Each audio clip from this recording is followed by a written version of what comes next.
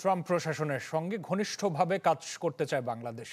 যুক্তরাষ্ট্রের উপসহকারী পররাষ্ট্রমন্ত্রী নিকোল এনচুলিক এবং অ্যান্ড্রু হেরাপের নেতৃত্বে ঢাকা সফররত প্রতিনিধি দলটি রাষ্ট্রীয় অতিথি ভবন যমুনায় সাক্ষাৎ করতে এলে একথা বলেছেন অন্তর্বর্তীকালীন সরকার প্রধান উপদেষ্টা ডক্টর মোহাম্মদ ইউনূস।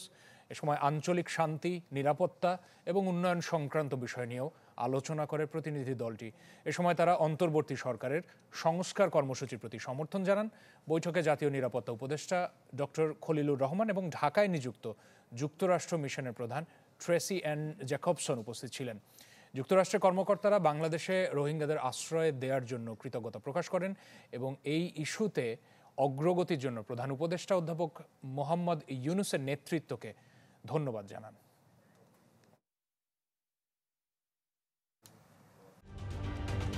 ঢালাইয়ে দৃঢ়তা, নির্মাণে নিশ্চয়তা, প্রিমিয়ার সিমেন্ট, ঢালাইয়ের রাজা।